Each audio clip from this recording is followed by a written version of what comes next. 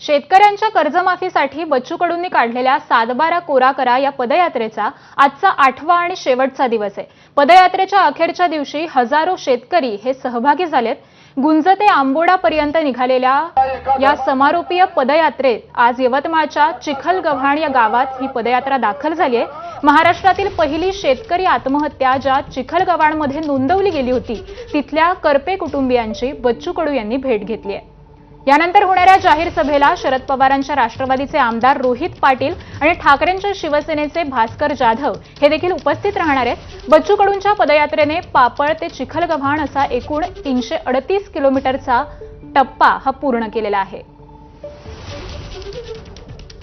7/12 कोरा कोरा ही पदयात्रा अमरावतीच्या पापळ या ठिकाणाहून सुरुवात झाली आणि आज या 7/12 पदयात्रेचा समारोप जे आहे ते ह्या ठिकाणी अंबोडा या गावी होणार आहे। तत्पूर्वी आज सकाळी गुंज या ठिकाणाहून बच्चू कडू यांनी पदयात्रेला सुरुवात केली आणि चिलगव्हाण 19 मार्च 1986ला या ठिकाणी साहेबराव करपे यांनी आत्महत्या केली होती। ती शेतकरी पहिली आत्महत्या म्हणून आज ओळखण्यात येत आहे। त्या ठिकाणी गावात भेट देऊन अंबोडा या ठिकाणी एक विराट सभा होणार आहे। त्यासाठी महाराष्ट्रभरातून शेतकरी या ठिकाणी जमण्यास सुरुवात झालेली आहे। तत्पूर्वी जर पाहिलं तर गावागावात मोठा प्रतिसाद या पदयात्रेला बच्चू कडूंच्या पदयात्रेला मिळत आहेत। शेतकरी रुग्ण विळे पावडे घेऊन या सभेसाठी महाराष्ट्रभरातून येत आहेत।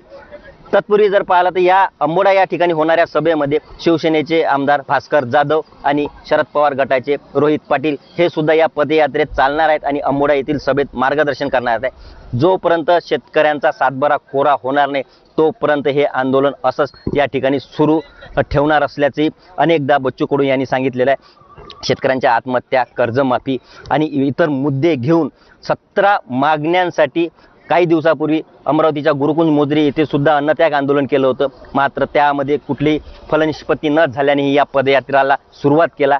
ही पदयात्रा जवळपास 138 किलोमीटरची पार करून आज दुपारी 2 वाजताच्या सुमारास इथं भव्य महाराष्ट्रभरातून आलेल्या शेतकऱ्यांची सभा पार पडणार आहे आणि या ठिकाणी शेतकऱ्यांना काय संबोधित करणार आहे आणि शासनाला काय इशारा देणार आहे हे आता या सभेतूनच कळणार आहे। निलेश पाडके, एबीपी माझा, अंबोडा, यवतमाळ।